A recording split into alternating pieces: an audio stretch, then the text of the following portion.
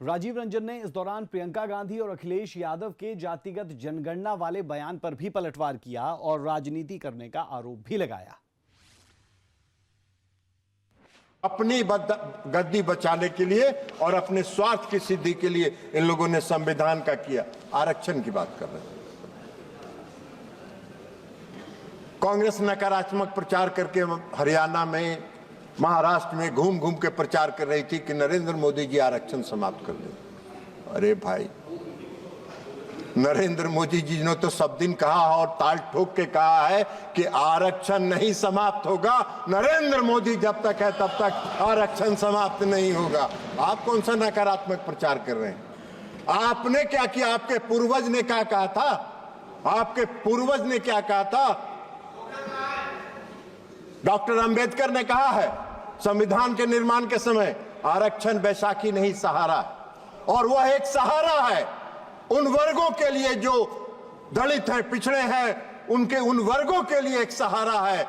जो सहारा आज मिला हुआ है, आप उसको छेड़छाड़ करते हैं।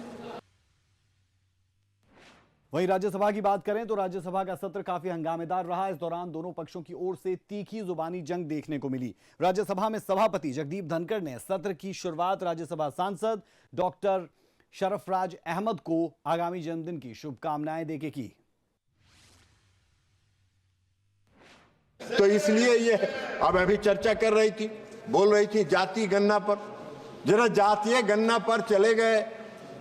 विरोधी दल के नेता अखिलेश जी भी यहां नहीं हैं, अखिलेश जी गवाह हैं।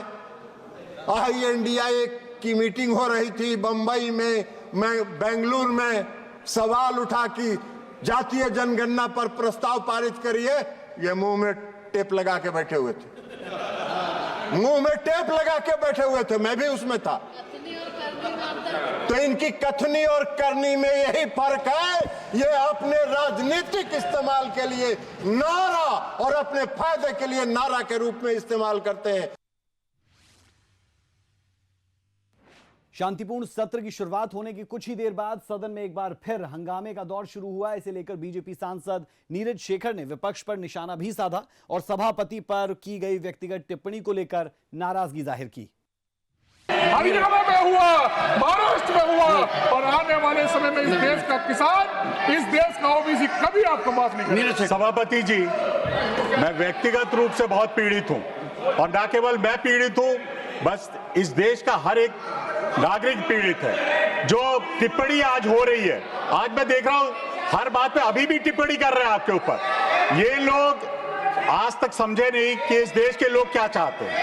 एक किसान का बेटा अगर इतने सर्वोच्च पद पे बैठा है तो आप लोगों को क्या तकलीफ है? कांग्रेस के एक एक सदस्य को क्या तकलीफ है? मेरे को समझ नहीं आता। विपक्ष के लोगों को क्या तकलीफ है? आप पे तो आपके अविश्वास प्रस्ताव लेके आए आप लोग, तो कैसे उनके बात कर रहे हैं? मुझे तो कह रहा है इन लोगों को वॉकआउट कर देना चाहिए। मैं आपसे आग्रह करना चाहता हूं सभापति जी कि इन लोगों ने 14 दिन का समय था, नहीं, आपको परेशानी हो रही है इन लोगों को।